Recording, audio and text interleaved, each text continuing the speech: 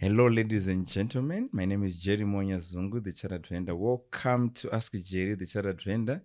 This is a podcast where we talk about business, we talk about entrepreneurship, we talk about sales, and we talk about Africa as a whole. Today, I'm privileged to host Madame Hezel Sharon Sibanda, the CEO of Copyamare Group, a company which is into branding. Besides being a CEO, she is also a legal practitioner. So, welcome, ma'am. Thank you so much, Jerry. How are you? Yes, I'm okay. Yeah. So, how is business? Well, business is challenging, but we are there. We are trying. We're trying. Thank you so much for inviting me. I'm Good. the one who's honored.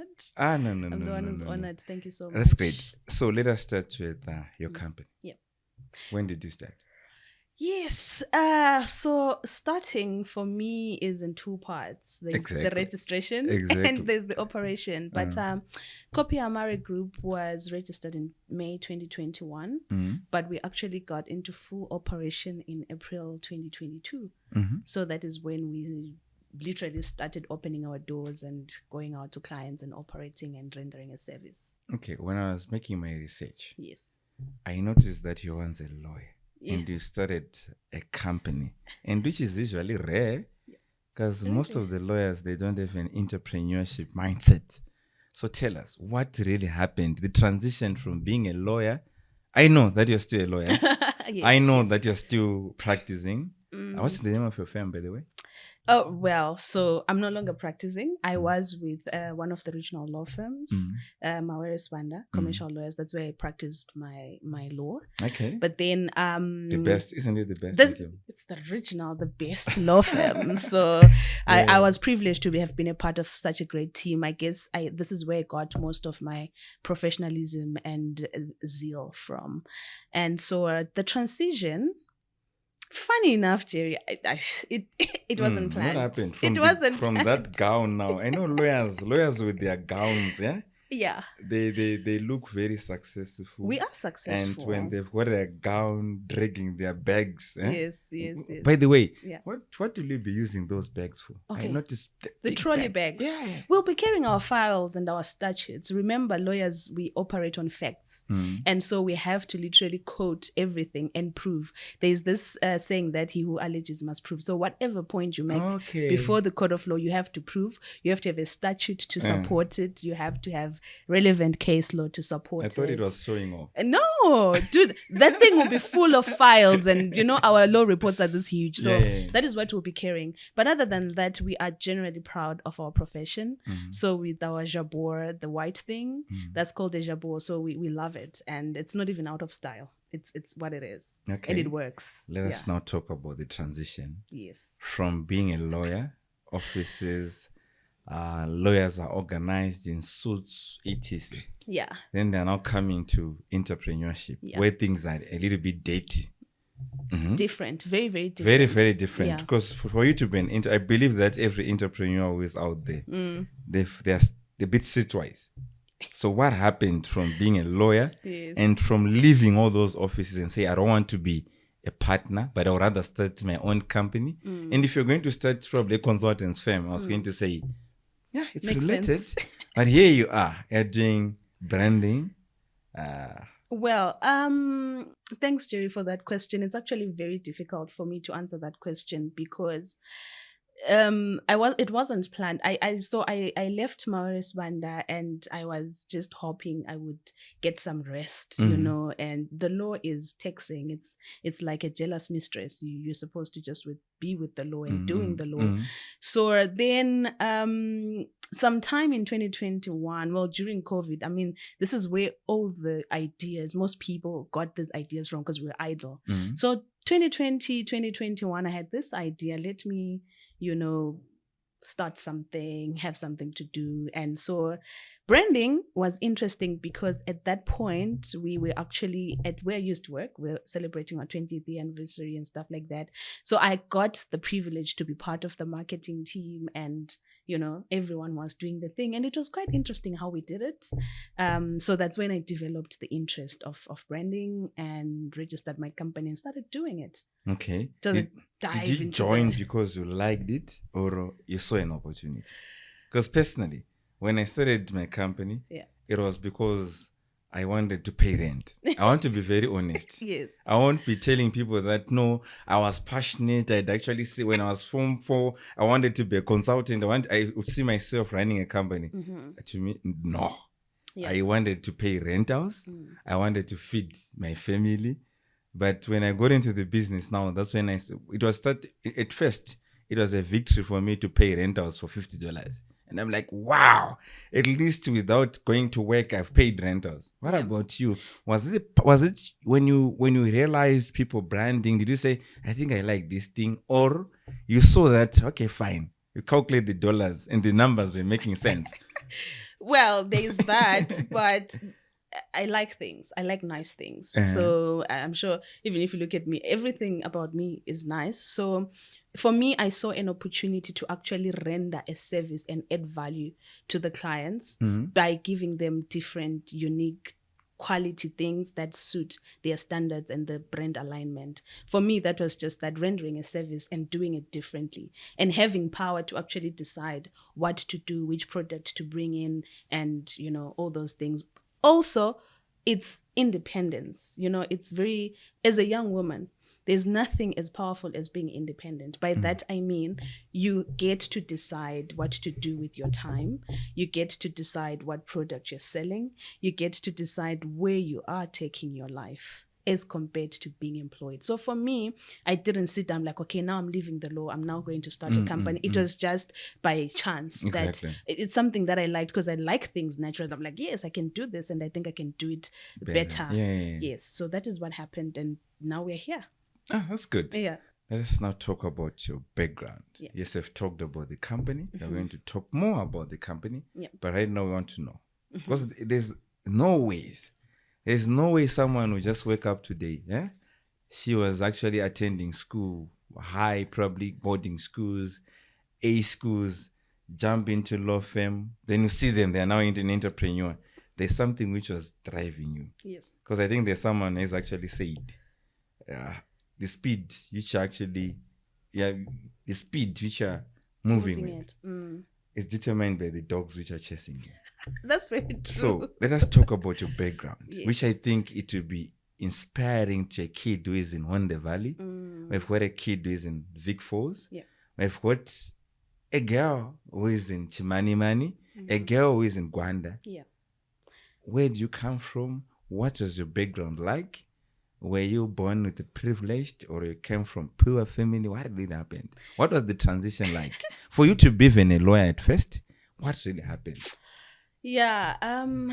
Funny thing, I actually come from Gwanda, so well done for mentioning that. Ah, okay. I did not go to A schools. I did not go to boarding school, though I wished to have gone to boarding school. But You can still go. right? I think I can. I then got a bit of it in college. Exactly. In law school. So yeah, I'm a village girl. I come from deep rural Gwanda. Serious? Yes, from a place called Nkaje. So this is a place in Gwanda, after danger, on your way to South Africa, using Bulawayo. So there's danger there. That's the road to my rural home. So I grew up there. I lived with my grandmother and my uncle in Kumusha there. And life was pretty good. But my background is, everything changed when my grandmother got sick, and now we had to move from Kumusha into town. And I will always say this: even if you come from a poor background, but where there is love, where there is appreciation, you don't see it. It's actually a norm. That is how life is supposed to be. And then you get to have something to compare it to when you move into a different space, which is akin to what happened to me when we moved into town. Things changed. Coming from a place where your mom and your dad are not there. So I didn't grow up with a father. My mom was a maid in South Africa and in Botswana. This was obviously perpetrated by the fact that she then divorced from my dad. And so she was forced to look for greener pastures for me and my sister. And that is why we then stayed with my gogo. But now, when we moved into town, we stayed with my aunts, different, aunts and different people. And life was very tough because the truth of the matter is you're not their child. The difference is other people will not make you feel it. But for me, I was made to feel it. They would tell you that this is not your home. So you'll be told by your aunts, you'll be told by your cousins, the people that you stay with, that no, but relax, exactly. And not to say anything bad to them because they'll probably be watching this podcast at some point, but the life that we lived was very difficult. My aunts were very tough. Very, very tough, and they will tell you are not going to be anything. I remember one of my aunts actually told me that grade 7, I'm swige, so and growing up under those circumstances, you tend to lose self-esteem. You don't think you're going to make something out of yourself, and for me, that was the drive to say, I want to prove everyone wrong. Someone who thinks I'm good for nothing, someone who thinks that because my father left me, and they'll tell me that this is the reason why your father left you. So I grew up a very quiet and reserved, sort of timid child. And so because of that, because they're not your mother, they won't understand that, no, Hezel is reserved. They'll be like, no, you're rude.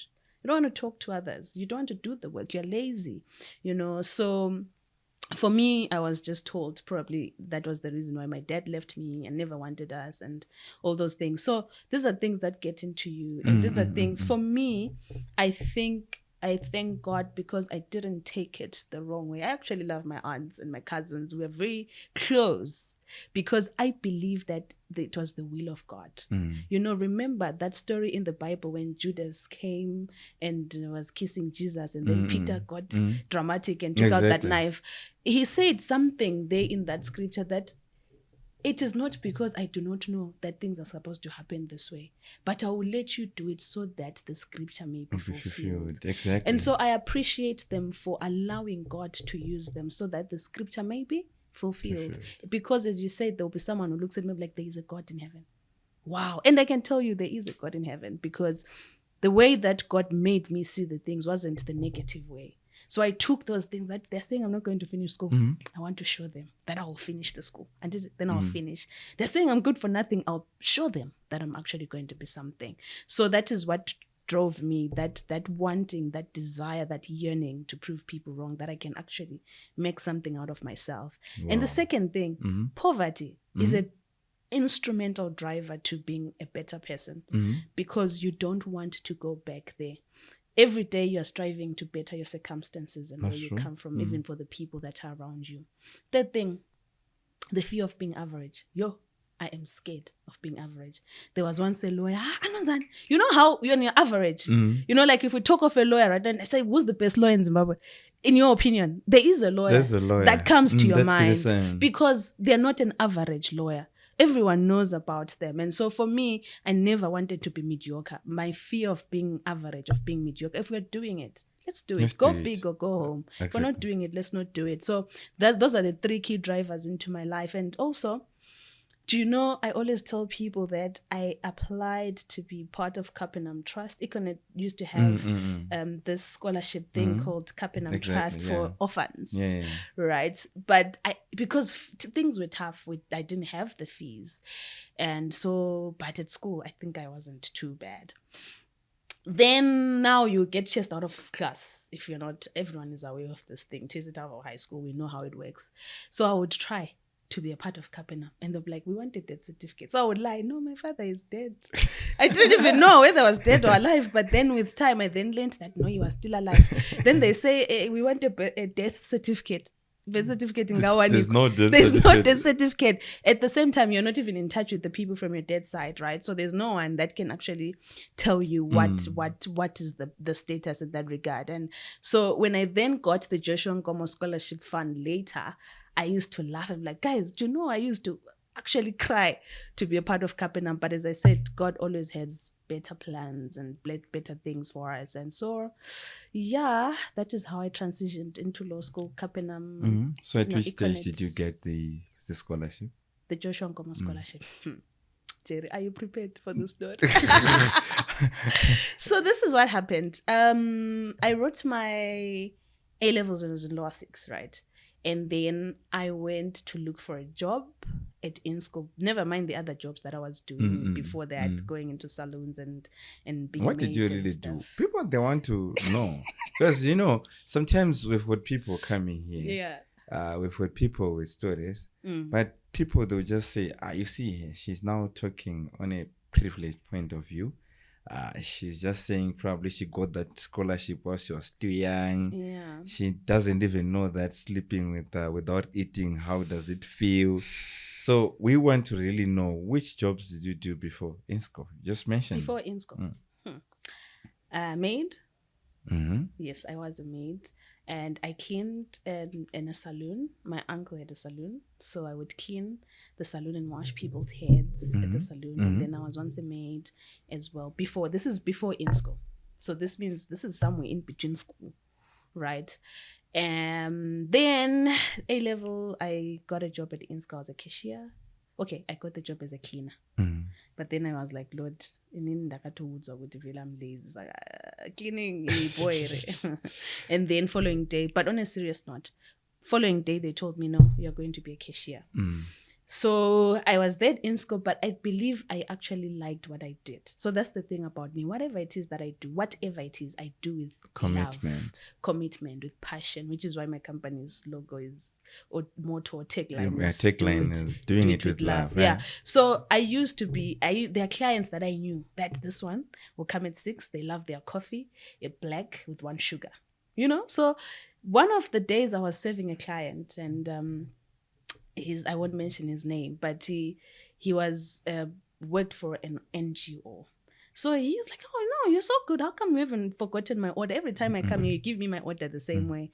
Where do you come from? And then this man took interest in what I was doing and like, oh, okay. So you've passed your A-levels? Like, no, yes, I did. I've got 19 points. Like, wow, what are you doing here? With 19 points? 19 points, yes. Okay. So then he's like, no, there is this scholarship. I don't know if you've heard about it. It's called the Joshua Nkomo Scholarship Fund. I will bring that because remember at that time, I don't know what a newspaper is. So it's like, I'll bring the newspaper tomorrow. You read about it, put the documents together, then you go to Harare. You have to apply in Harare in Westgate. That time I've never been to, I had been to Harare once to perform a poem for the president because also I'm an actress, I do poetry. An actress, huh? Yes, I do poetry. I'm an award-winning actress. I swear you must Google that. So which movies now? Yeah, so in high school. Okay. Not now. Then, those days, that is what I was doing. So the only time I'd been to Harare was to perform a poem for the former president, R.G. Mugabe. And I couldn't even remember how Harare looked like. So it's like, no, but unfortunately, you have to drop the things physically at this office in Westgate. I'm like, guys, I don't even know if I have a relative in Harare at this point. And yeah, I gave my documents to him, say, please, may you print for me? Then he's like, okay, let me print. He went and printed the things for me and I applied. So from INSCO to getting the scholarship, you don't get the scholarship next week or next month. Life has to go on because you don't even know. They're saying, no, we select 5 best per province. And I'm like, guys, Bulawayo is huge. It's huge. What are the chances that I would get this scholarship? So from INSCO, I went back to my headmaster at Mpopoma High School. He gave me a job. I was a temporary teacher there. So that's how I raised money to go to law school for the first year. Before the scholarship came out, because I didn't even know it was going to come out. So left INSCO, went to teach English literature and English language. That's why you always correct English. I always draw lines. I'm like, no, this is not how it's supposed to be like. So that's what happened. The teacher in you is still there. The teacher in me is still there. Even at work, people laugh at me because coincidentally, my first job I was also a teacher. Oh, nice. Good thing temporary it was your teaching. first. It's nice, right? I think most people have gone through temporary teaching. Yeah, And especially with difficult backgrounds. yes, especially the poor ones. So yeah, that's what happened. Payment in Gawe. So use it. They've got this thing called the orientation week. So during the orientation week, you have to pay your fees. This is your tuition and your res if you don't come from Harare. Now teaching money, those days it would come after 3 months. Kawan as a lump sum. We never used to get paid monthly. That's true. And so now it's orientation week. I'm at UZ. I'm checking my caps. RTGS or US dollar? It was US dollars. I think, you know what? I have my slip from caps. I kept it up to today, $500 US. So now for Monday, 3 months. For 3 months. Anyway, fast forward, I'm now in Harare. I've applied for the scholarship. And now, orientation week, I got a place in UZ. Everyone is excited. Hello, what? Unga register. Registration nechi. Because remember, also money that I was earning at INSCO went to pay my fees in high school. I never got a chance to be part of Capenham or BEAM or whatever because I had no access to the death certificate. So now this is Monday, Tuesday. I'm checking my bank account. There's nothing. But it's your first bank account. You don't even know how to check the balance. So I got there. Then there was Thursday. We're there. They're saying we're closing on Friday. You have to have paid everything to secure your place. I'm sitting at the law faculty. I'm like, Lord, what am I going to do? The money is not yet here. The people at the bank keep telling me, no, don't worry. It's supposed to get in this week and stuff like that. Check if what is that number called? ISI number. What is it called? It's because was it called? It must be ISI number. Check if your ISI number is correct and stuff like that. Jerry, I swear to God, my money came in on Thursday around 3 p.m. Thursday and around 3 p.m. To pay. And so, by the grace of God, the lady at CAPS was so helpful then. Like, no, you know what? I know you are new. Go to Mount Pleasant. Go and ask someone to take you to Mount Pleasant and go and withdraw. The money has come in. I've checked your ISI number. The money is now in. Then I'm asking around. Then I went. My money was in, and that's how I paid for my first year, my tuition, and my accommodation. Then one fateful day, I'm just laying down in my hostel. The same man that told me about the scholarship calls me. Hezel, have you checked the Sunday mail? I'm like, no. Why would I check that? I have no interest. I mean, Then he's like, go to the janitor and go and ask for the Sunday mail. Then I get from my room, I go to the janitor. I say, Sunday mail. I don't even know what I'm looking for. But Joshua Nkomo scholarship fund, they've flighted an advert. My heart now I'm palpitating. Then I'm seeing they would write per province. So they will say Harare province. Then they will write the names 5. What province? They will write 5. Then I quickly went to Bulawayo province. I was number 2 on the list. I literally jumped and I cried and cried. Everyone in the hostel. Then I was at NC1 at GZ there. Everyone's like, "What? Are you okay?" I'm like, "Guys, I'm okay. I just got a scholarship and my life was never the same. I'm forever indebted to Econet because then they will give you money for pocket money. They'll give you airtime. They'll make sure that everything is sorted. But there was a catch. You needed to perform. So every semester we were forced to perform. Because they were saying you're high flyers, so you have to fly high. And so then Econet paid my law school fees from part 1 till part final when I graduated. Oh, wow. Yes. Inspiring. Eh? So thank you so much. So it was a journey. A crazy one. Crazy one. We had just to cut it short for the interest of time. It was a crazy journey. A very tough one. A very tough one. Yeah. So thank you so much for actually inspiring kids who are out there. They think that probably people just wake up. They are now lawyers. They are now CEOs. They are now running companies. They are now employing people. Yeah. But people, what they don't understand is life is hard. Yeah. Life is going to be tough, but whilst it's still tough, you still need to keep yes the hope. You need to see the future and actually say, I don't want to be in the same scenario in the next 5 years, in the next 10 years.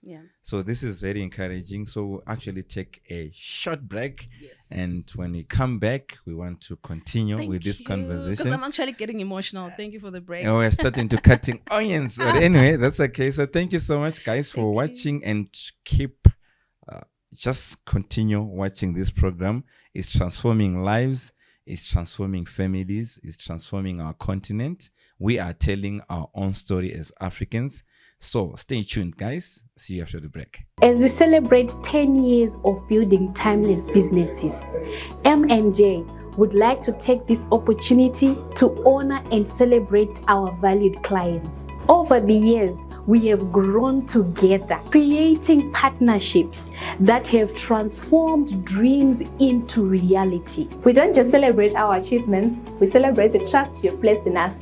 Trust that has made us your partners in starting and establishing your companies, and partners in navigating the challenges of business. We've been your partners in investing in Zambia, South Africa, and other countries, helping you tap into new markets and opportunities for sustainable growth and future. Partners in ensuring compliance with local laws and regulations, and partners helping you grow sales revenue for your company. We've also been partners in establishing strong HR policies that will not only help your organization, but will also help you to attract the best talent. Of course, we've been partners in embracing technology, helping you to acquire and implement best solutions that can increase your efficiency and productivity in your business. Here is to many more years of building long-lasting brands, businesses that endure for generations to come. Here is to 10 years of building timeless businesses with M&J.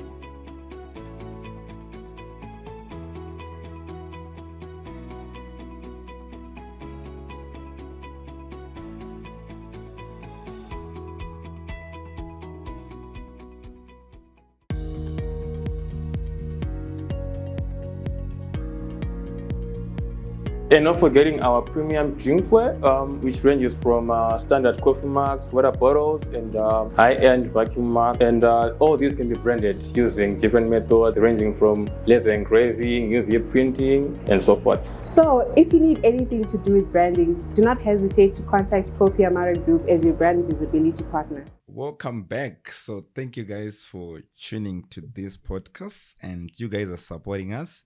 Thank you, M&J, for sponsoring this podcast, and Kopi Amara for sponsoring this. It's Kopi Amara Group for sponsoring. What does it mean? What does it mean? Because someone was actually saying, do these guys do copiers? Yeah. What does it mean? Yeah, I've actually gotten that a lot. So it's Kopia with Amara. the Copia. Yes. Mm-hmm. So that's Latin. Mm-hmm. Yeah, I mean, lawyers in Latin. Okay. But I'm not one of them. So it's Latin for do it with love. Oh. Yes.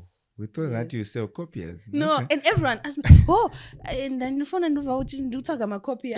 No, that's not what we do. But yeah, you're right. So it's not copia for the copier. It's Kopi Amara. Kopia Amara, not Amar or Amar.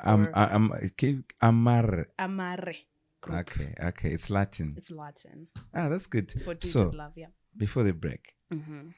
we now want to come into your company. Yep. How we are running your company, how you can also assist other entrepreneurs who are out there. My first question is, how do you also credit? I've heard that INSCO. You were working for which part of INSCO? Creamy Inn. Creamy Inn. Yeah. Okay. I've heard people who have worked for Chicken Inn, people who have worked for Baker's Inn. They've actually said INSCO has got one of the toughest working culture. Yes. If it's 6 o'clock, you're supposed to be there at 6 o'clock? No, you're supposed to be there at 5:30. At 5:30. If you're starting at 6. Good. Yeah. How does that culture, whilst you're doing it, let me say right now, how are you actually saying, I benefited a lot from this kind of culture? I know that probably when you're still in that kind of moment, you'll be like, these guys, they don't like us, you get what I mean? Yes. They are dictators. But how do you credit INSCO right now as you're now running the company and you can now feel it? What I like about entrepreneurship is what you used to do to your employers will start happening to you. And I'm even more frustrated now because you know. Yeah. When people are now lying, when they're lying, you know all the lyrics. Yes. You know everything. Yeah. So how do you credit those kind of companies with how, like, especially INSCO? Yeah. So I always say to myself, I remember saying to my former boss that, you know what, I think I'm unlucky. Why? Not in a bad way.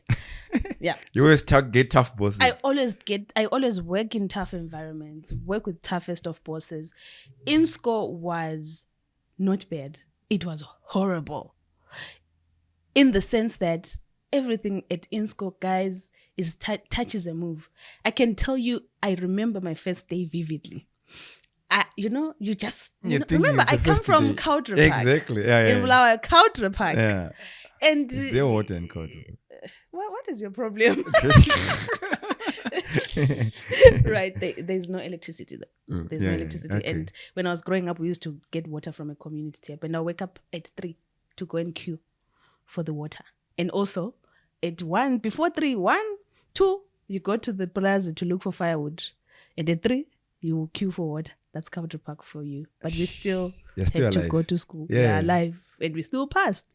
So anyway, back to Insco. My first day, I was saying Country Park because I never used to get into town. Often, there were kids that went to the school's foundation. Exactly. Yeah. Those schools that were in town spaces. And then I was in Popoma High School, halfway into town. You just get in there, you go back to Country Park. So now in town, I'm seeing all these lots of cars, nice perfumes. They're selling perfumes. What do I know? You're just a Hezel. I am buying a perfume. Okay, the guy who was selling perfumes at Fuda, then I call him over the counter. Can I see your perfumes? This is like 7 in the morning. I'm busy. In Insco now. I'm in Insco now. In that khaki, those khaki pants and the pink. Yes. Then I was so unlucky. My boss, Warren, drove past. I didn't even know he was the boss. Warren Mayers. Yes. I know him. Yes. Yeah. So he passes by Insco, the 9th Avenue, and I used to be at 9th Avenue, which is like along the road. Exactly. So the car goes like, then it does the U-turn and it parks in front of the store, of the shop. Then my boss used to be called Kim. Then he comes shouting, Kim, who's this girl? Why is she buying perfume over the counter? This is a food outlet. How much money have you made? Give it to her. Let her go home. Anyway, what's your name? Then I'm saying, my name is Hezel. Now I'm crying because it's tough. Then he's like, you're saved by the fact that my wife is called Hezel. Otherwise, you're gone. Don't do these things here. Guys, I spent the whole day shaking that, the devil is a lie. This is my life-saving job and now I want to be fired. First day. So that is what happened first day. And you will get there earlier. We used to start at 7, right? So you'll be there like 6:30, 6 o'clock. Because at Creamy Inn then, you would clean the shop, you would do ice cream, cook the ice cream, you would weigh the stocks, you will serve also on the till. Wrap the cones, those cones with the serviette. Yeah. We used to wrap those things from scratch. I don't know if they still do it now. So how do I give credit to those people? They taught me resilience. They taught me, perfection. Perfection, yeah. We don't do substandard things. We don't cut corners. You're in tenacity, because now there will be 60. You know how it gets hot in Bulawayo. You have 23 people queuing and they all want ice cream. That time it's melting. People are shouting. You have to handle the pressure. And I think that is what I learned. And I also learned a lot from my previous employer, Nyazungu, but it was also it was also a prison. It was tough. So you are taught to be professional. So at my responder, you would go to court, you would draft your documents, you speak to client, you will relate to others well, you dress properly. And so you learn a lot about professionalism, about punctuality, about respect, about being results driven and just being professional, not cutting corners and doing anything like that. So I give so much credit to those 2 employers. Yeah, but when you use it in school, did you use your personal phone whilst in the shop, or was there a seat to relax when there are no customers? It's still in the Jerry, morning. I feel like you're putting me on the spot. No, I just imagine want if to... Insco were to watch this. Like, who's this girl? I know what I want to, where I want to go to is, Insco is doing very well. Yeah, no, phones are not allowed on the counter. So when you get was there a seat to sit? No, there was no seat. So where I want to go is, why is that the tough companies, according to the employees, are the ones which are actually doing well? Yes. You look at Hezel Sibanda. Yes. I think those guys, they are known for bringing results. Yeah. If you want excellence, the best commercial lawyers in the country, I think ever since, even when I was employed, I would know that these are the guys. Yes. But it's because of you don't see what is happening behind the scenes, the toughness, perfectionist. How many times we cry? Exactly. So what I'm not saying is, as companies, you see, you're trained by the best. You're trained by tough guys. Yes. How do you think it actually helps in terms of having a company which is going to last forever, having a company which is going to be competitive? I know companies with a relaxed environment whereby you're allowed to do whatever you want during the working hours, whereby you can be on TikTok, whereby you can work for 3 hours and spend the other 5 hours on social media. No questions. But mine now is to say, how are you now applying it even in your company as well? And how does it help to have a tough environment for the sake of the customers and your brand will remain outstanding? Yeah, look, Jerry, toughness builds character. So if you are in a tough environment, you are forced to perform. You are forced to get and give results. So it has also helped me in my company. I'm sure they will tell you that I think I'm the meanest person. They say Hezel is mean. You know, even when I was employed before, they would tell you she's mean. Because if you don't do that, these people don't work. They will not. And the unfortunate thing, and I'm going to say this, the generation of today is different from our generation or your generation, where we were brought up by tough people. And we know toughness and it drives us. These guys, if you push them too much, we are actually in a fix. They're fragile. Because they're fragile. They're soft. And my former boss used to tell me, don't be soft. Don't be a sissy. Go home. You know, these guys, if you push them too much, they crumble. So now we find ourselves in a dilemma where we know the method that works. And so because we've been through the method and we've used it and we know the results, we are tempted to apply the same method. Then you will find that you get a great salesperson, but they're very fragile. Exactly. You shout at them once. Try to just push them. They spend the whole day crying and they're not selling. They're on vacancy mail. They're already starting to apply for another job. So those two places taught me loyalty. Even if it's tough, you stay loyal. It's very important to be loyal. It's very important to understand that it's not about you. And when it happens, they won't understand it. They think these people don't like us. But when you're grown, and like what our parents used to say, you know, you think I hate you. Exactly. You thank me later. And now I see a lot of threads on social media. People like, but my mom, she was right. She was right. There was no need for me to have done that. So that is what is happening nowadays. I don't know how we're going to balance it, but we are in trouble as business owners and as employers, because dynamics have changed, generations have changed. Children of today are different from us. They cannot stand the heat and the pressure. Yeah, but when you're looking at it, most of these companies, they're still doing the same. Yes, they're employing. And they're still number one. Yes. They're still conquering in their respective industries. Look at Insco, a gigantic. I think that's the biggest company right now in Zimbabwe in terms of investing in different industries, employing a lot of people. I actually admire that company. Yeah. So what do you say? What's your recruitment strategy? Yeah. In this kind of environment whereby we have got these AMA 2000 in the AMA 2000s, and sure. They want to take a nap at work. They even want to have toys at work. And someone actually asked me for an espresso machine. Okay. They want cappuccino at work. Yes. And they want aircons. You see? And they don't want to walk. They don't want to walk. They want to be driving. The first day they come to work, they want to drive. Yes. And so what's your recruitment strategy like when you're in this kind of environment? Things are tough. Economy is also tough. Very. And when economy is tough, it also needs people who are tough. Yeah. How are you doing it? Yeah. So I have decided, and I'm deliberate about this, I only employ people with a story.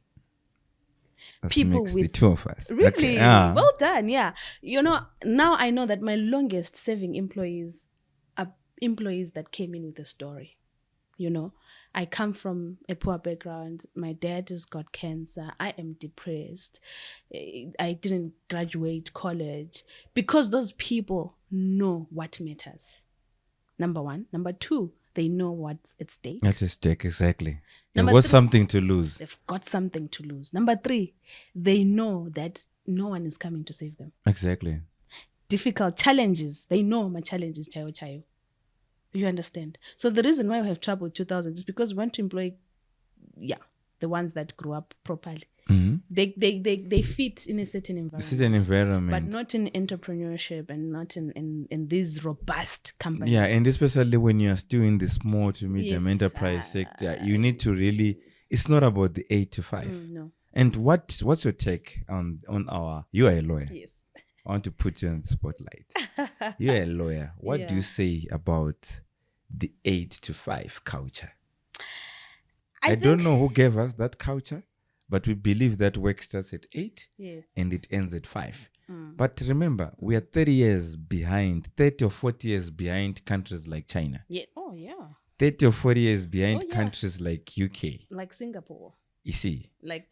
So we want to remember China used to be like us. Yes. Probably 40 years ago. Yes. China was a third world country. But right now they're competing for the first position, competing against America. That transformation wasn't easy. No. They sacrificed it. They are still sacrificing a lot. That's why you notice that most of the people don't want to work for Chinese companies. No. You know what's funny? I've traveled to China 2 or 3 times, and I'll tell you this for sure. In China, phones are not allowed at all. You get into the door, you leave your phone in some pocket or with the boss or whatever. You get in there. They even have beds under their workstations because they get in there, they crunch. When it's their 30 minutes of a break, and their break starts at 11:30 in the morning to 12:30. So they will pull up the bed, just nap. They don't go out to look for food, those guys. They are working inside. They will order and it will come to them, and they're always working. So I think it's a culture change. In Zimbabwe, we really, or maybe Africa as a whole, we need a culture change to know that when it's work time, it's work time. Anyway, to answer your point on 9 to 5, I don't think that is a sustainable method of working. I've never worked in 9 to 5 or 8 to 5 in my life, even when I was still practicing. It's not possible. It's not enough, So you have to, my other boss used to say this to me, Hezel, you have to believe in something that is called service above self. You have to go above and beyond your call of duty. That is what differentiates an average employee and an exceptional employee. So I know that my people with a story like mine know that there's nothing like 8 to 5. I have to put in the work to get results. So if you're putting in the work, you have to do this quote that I love. You have to do as twice, especially for a girl child, because I'm one. You have to work as twice as hard as the male child or the boy child in order to get the same result, to get the same promotion, to get the same salary raise. You have to work twice as hard, right? So I always tell my colleagues, I call them colleagues in the office, that guys, for you to have that number 1 position in the market, you have to work as twice as hard as your competitor and be willing to do things that people are not willing to do. People are not willing to get their hands dirty. By that, I mean they're not willing to walk all the way to Southerton or to Chitungwiza. Yes, to go and look for work. That is what is going to be the definition and the method of success.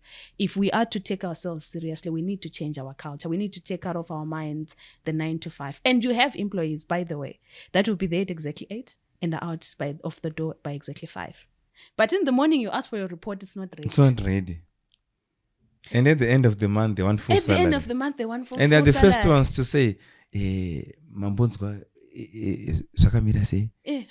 they know that we've got rent house? You get what I mean? It's now on the first. It's now on the first. And I always wonder, and I'm very open with my colleagues. I say, guys, so where are you expecting to get these salaries from me? I'll work for you, then I'll give you money. I employ you, I work for you, I give you money. Life must be interesting. It must be nice. It must be nice, honestly. So that is what I think. Employ someone with a story, someone who relates to you as a person, and someone that relates to the brand. Someone who's going to go up. You see how I'm talking about my former employers? Exactly. I'm still talking about them. Even if I meet a client right now, I'm like, have you thought of Hezel Sibanda? We're the best. Have you still feel like you belong to the team. You know what? First day when I was driving to Kopia, I drove to Maweresband. And then I turned by the park. I'm like, oh, okay. Yeah, no, this is not no longer my place of work. Because that's how attached you are to the brand. That's how driven you are. And that's how you love the brand and take it and carry it as your own. So we lack those people today, but they're there. They're few. We have to just find the one with the story. The one who tells you. They're available in the market. And unfortunately, what I've noticed is most of those now, they're like Hezel. Imagine that was when you failed to finish your A level. You are now, imagine if you never got a temporary teaching position. Imagine what was going to happen to this story with this lady. She has 19 points. Yeah. This young lady, 19 points, but she cannot afford to get into the university. So it simply means that you're going to remain in A level. Yeah. And, and unfortunately, employers out there, they are looking for at least a degree. Yes. So what was going to happen to all this potential? That never got the chance. You see, so my mindset and what I also think, I don't know what you think yourself. I'm now going after those guys now. I'm now going after smart O levels, smart A levels, even smart people who failed to proceed to graduate, even grade 7s. Because someone it doesn't mean that when you get into the university, you are more intelligent than that guy who stopped probably when he was O level.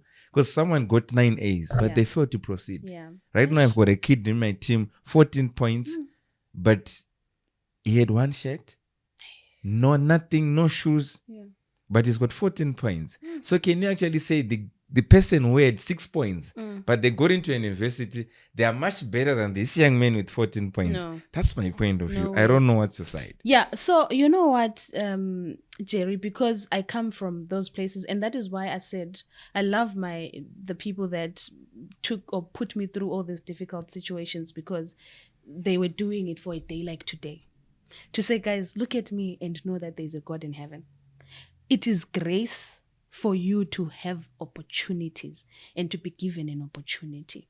And I always say this, guys, if you are given an opportunity, take it with both hands and run with it. You know, sometimes it's God's way of answering your prayers. What have I done? I have, just like you, maybe I haven't gone as low or as deep into or a whatever level.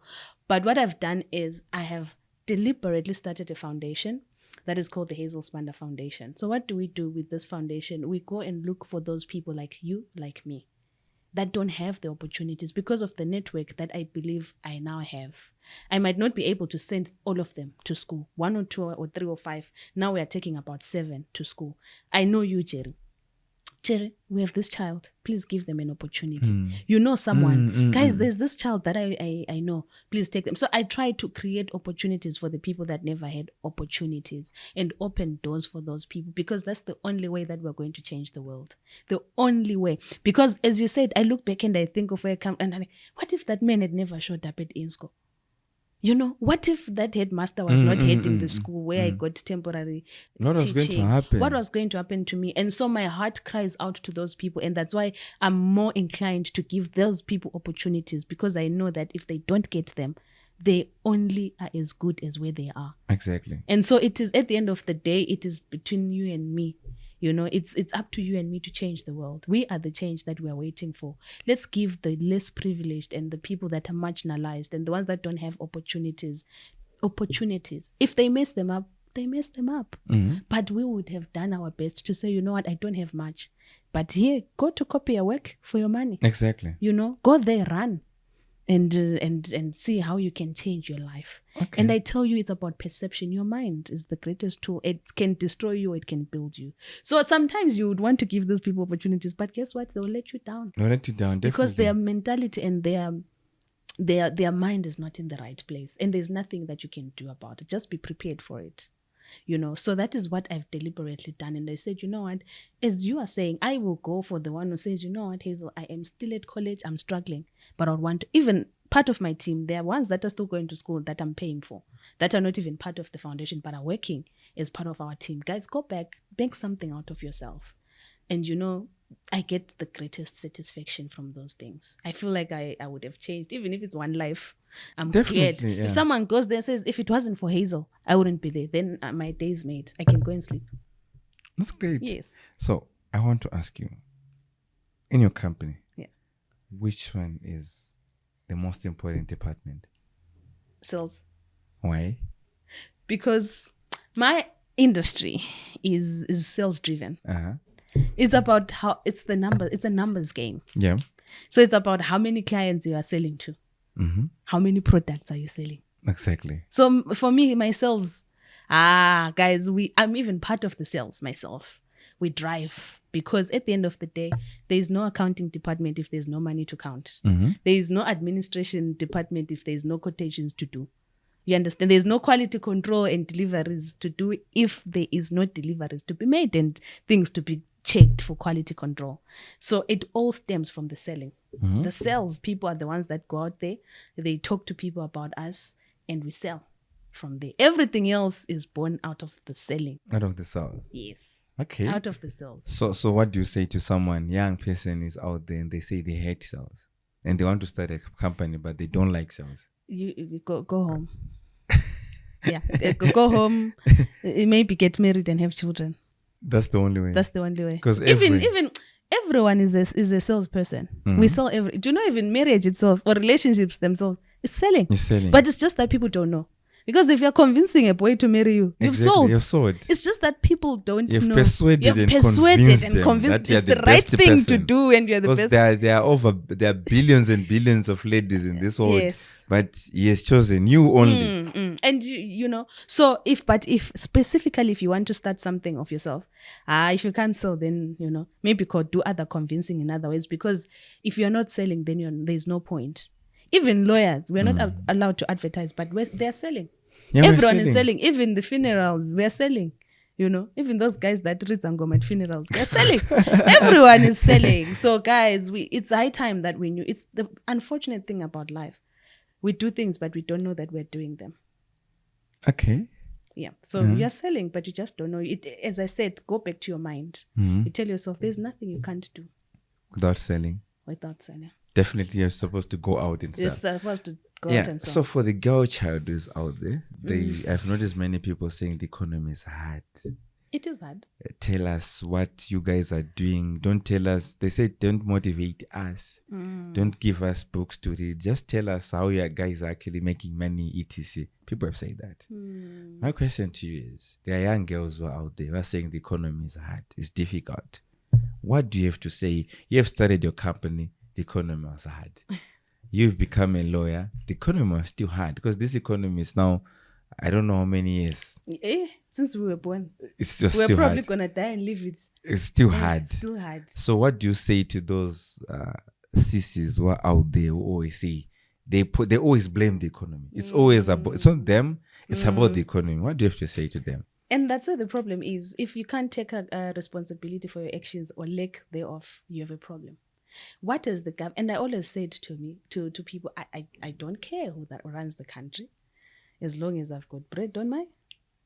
I can be ruled by a cat for all I care. Exactly. As long as I can afford bread and I have it on my table, right? But what I can say to those people are that the economy has got nothing to do with you. Everything has got everything to do with you. You are everything you want to be, and everything that you are not starts with you. So if those people are lazy, people that are always finding people to blame and things to blame, I am saying to them, there is no formula to success or to being for me, this is success because of where I came from. Exactly. That's massive success. For me. And someone else might be sitting in a 3-story house and driving a Maybach and like, but Hezel, what are you talking about? Exactly. Dude, for me, this is it. It's massive. It's massive for me. I want to have an Because iPad. imagine how many families are living because of you. Yes, how many families are living? I'm taking care of my family, my others, and I can't even mention. Then you cook those who are employing. Aren't they taking care of other families? Yes, they are. So that's that's huge success. Yes, Someone from Gwanda coming into Harare, starting building a company in this competitive environment, Very competitive. be able to pay rentals, Yes. salaries, etc. That's not a joke. That's not a joke. Yeah. So I always tell people, if someone buys, you see people on social media, but also the Petawanda fit. Shamar, that's a great, massive achievement. I'm allowed for even him to celebrate my best queue. what? Even take pictures at the airport if it's your first time to fly. But anyway, we digress. I'm saying there is no way we are going to go. If we want to go somewhere as girls, as women, we need to self-introspect. What is it that we want? Where are we going? How are we going to get there? And you cannot get anywhere without hard work. By hard work, I mean knock on doors. Pick yourself up. Do you know, sometimes, because for a long time, maybe I still am traumatized because of the things I went through, but it takes hard work, to wake up and bath and look nice. Exactly. And say, you know what, today I'm going to drop off CVs in town. Exactly. It's a lot of hard work. So we need to know that there is nothing that comes easy. For the laws of power, despise free lunch. In essence, they're saying despise easy things that just come on a silver platter.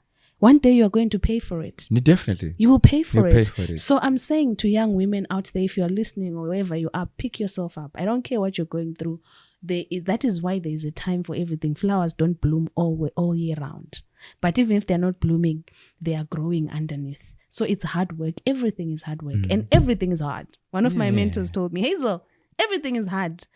Being an employer is hard. Being an employee is hard. Being Everything single is hard. Being married it's also hard. It's also hard. So choose your hard and choose it wisely. Exactly. So there's certain types of hards that I would choose any day. And that is hard work. I will choose hard work any day because I know when you work hard, you get results. Okay. That's it. Great. Let us now talk about the books. Do you read books, and which you can give me probably 3 of your best books, probably for the sake of our viewers, for them to also go out and say their research. Which ones are your best books? I heard you mentioning 48 Laws of Power, a great book by Robert Greene. Yes. And I heard that in other countries that was actually banned. Really? Because it's manipulative, that book. Really? I didn't know. Because it's used by presidents, it's used by politicians, it's Then used by manipulative. prophets when they want to convince you to get into their churches. But anyway, which ones are your 3 favorite books, and probably which you can say these books played a role in transforming your life? The first book that transformed my life, obviously the Bible. I get a lot of inspiration from the Bible. Jerry, I have got a library with over 250 books. What do you mean? Okay, 3. Just pick 3. Okay, that which changed you can say, my life. I implemented this because of this author. Okay, there is Nice Girls Don't Get the Corner Office. Don't ask me about authors. I'm not good at that. I know the titles. Yeah. Nice Girls We just a summary of it. Don't Get the Corner Office. So what I just said, to say, you know what, you have to work for it. Work for it. Don't be nice. Don't be a sissy. Don't be when you're not doing the work. Exactly. Do the work and be very ruthless. And I know this because my former boss used to tell me, be ruthless about the law. So be ruthless about whatever it is that you're doing as a woman. So if you're deciding I'm going for business, be ruthless in business. By ruthless, I don't mean it in the negative way. I mean be strict and do it to your best. So if you're a nice girl, you want to conform to the notions of a girl has to be nice, a girl has to smile, a girl has to give in to a guy, a girl has to, you won't get anywhere. So that book changed my life. You have to be a shark. Okay. Tell yourself, me and the boy. So we're the same thing. There's nothing that he can do that I can't do. Yeah. Number 2, the book that changed my life is The Diary of a CEO, my favorite all-time book. The Diary of a CEO. Yes, The Diary of a CEO is amazing. So it talks about this guy who I hope the guys behind the scenes are also writing so that you can get those titles. Yeah, I hope so. So this guy when he wrote that book, he was only 25. He had started this business that was performing well. And he was just telling us about the habits, how he grew up, me and you type of scenarios. White people also go through our challenges that we go through. And also some of their challenges they'll be like, I was I was eating chicken every day. Yeah, So and my dad had just bought me this laptop and or I had only my car and I would use my boots as my wardrobe. So those are kind of their problems. Yeah. Yes, those are kind of their problems. But he had his own set of problems and stuff like that. So he was just talking about his habits, what he does, how he does things, how to deal with friends and family. Because when you get to your level, Jerry, your habits change. You're not going to pick up every call that comes onto your phone. You're not going to respond to every text that comes into your phone. Maybe you do it, but I don't know. But you know yourself, right? So how do you deal exactly with those things when friends start to feel like, Jera akudada, I get what I mean. How do you deal with it when families say, but Jeriwane marga, how chauye kumba? And so that book taught me how to handle that pressure, to say, you know what, the people that are around you are the people that make you or break you. So if I am constantly having to deal with, my friends don't understand that I actually am, inundated at the moment, then you're always constantly focusing on the wrong things. The third one, The 1 Minute Manager Meets the Monkey. My favorite book also. It talks about management, especially in high positions where you are doing, how many times you proofread someone's work? You spend the whole 30 minutes trying to proofread your informations manager's work, for example, and that's not your job. So that book just tells you that if you're constantly feeling depressed and like under pressure, guys, it's because you're doing, half the time the things you're doing are not really your job, right? It's like, I've got my digital manager. If I spend time trying to place this the is picture, not where the logo is this is supposed not the to logo, be. these are not the colors, I've already taken someone's monkey. So that book teaches you to stay in your lane and do your job so that you are effective. Because if you spend your time not delegating and trying to correct everyone, you as the boss looks inefficient. Yet people don't know that. No, but I spend time with my finance manager. I wanting to understand the numbers. Or I spend time with my, people won't get it. They're like, but Jerry, your team is not performing. Exactly. So it's because we've taken the monkey. Changed my life as well. Learned to delegate because I used to do everything on my own. Me, what? I'll be the CEO, the seller, the security guard, the security guard, the receptionist, everything. So that book also changed my life. Yeah, there are a lot more. Okay, so as your parting shot, what can you say to the kids who are out there in Gwanda? We want more Hezels to come out of Gwanda. Yes. We want more lawyers to come out of. You said your village was? Nkashe. We want more lawyers to come out of Nkashe. Yes. Probably want the next president to come out of Nkashe. We want people to come out of Watsomba. We want people to come out of Wande Valley. Yeah. What are you going to be saying as your final words to people who are watching you out there, and to say, what is it going to change? Because I know there's someone who's depressed. There's someone who's about to hang themselves, who's thinking that this family, they're actually treating me bad, so I want to just leave this earth. There are people who are suffering. People who are not eating anything. We are enjoying probably 2-3 meals, but other people, they don't even have a meal. So what do you have to say to those guys, especially ladies? Because most people, they think that ladies cannot do it. Yeah. And we live in a society whereby ladies are actually killing it. Yeah. Killing it. Well, if you've got any doubts, look at me. Just take a look at me. Out of everything I've said, everything I've gone through, you can still survive and you can still make something out of yourself. So don't ever look at anyone and compete with anyone. You could be like, but Hezel, Copia is just, but it's my brand and I'm competing with it and I'm good. I've made it there. So the first thing I would say, do not let your circumstances define you or who you are. Funny story, I was once chased out of home, actually. I stepped outside, but so what? So what? You could be going through the worst, and I'm not by any way purporting that my situation is the worst that could ever happen. But I'm saying at that time, it was the worst. It was the worst. And imagine a girl out of the house. Yeah, of course. Nicely, people do those things, hey? But all I'm saying is don't let that define who you are. Start in your head by telling yourself that, you know what, I am the best thing that has ever happened after sliced bread. I am going to go after everything that they said I can't have. I want the person that has rejected me to come back begging. Because you can reject me now and say, no, but what is Kopia? What is Hezel? Exactly. One day we will meet there. Exactly. In the constitutional court when I'm the Chief Justice. And one day I'm meeting them now at Kopia. So you have to tell yourself that I am the best thing and have that anger inside you. You're good. I am the best thing and everyone is going to see. That is where it starts from your mindset. Shift it from the negative to the positive. You will see your day goes in a better way. Tell yourself I can, and you will. It starts in the mind. So because you are right now going through that situation, I know I've been there, you feel like the world is ending.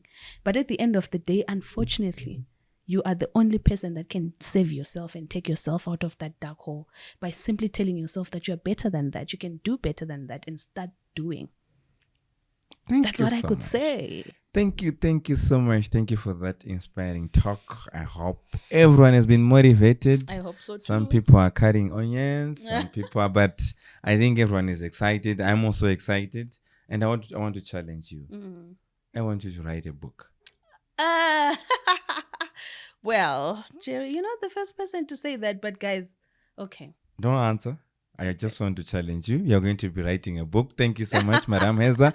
Thank you for coming, and we really appreciate. So I was hanging with the CEO of Kopia Amare Group. So I was trying to say Kopia Amare without group. So this is a company which is doing promotional materials yes. and branding, yes. Isn't it? Corporate gifts. Yeah, and corporate gifts. And they are the experts. If you want to build your brand, an outstanding one, know that you're supposed to be investing in marketing. They are actually going to be assisting you. They are not only coming to just to sell you a product, but also coming in as advisors. They also helped us to bring this episode of the podcast, Ask Jerry, the Chartered Vendor. Thank you guys for watching. Continue subscribing to this channel and continue watching. Remember to always comment, ask your questions. If you ask your questions every month, we are making someone win $100 for just asking business questions, sales questions, entrepreneurship questions. So thanks. Until next time, is Jerry out.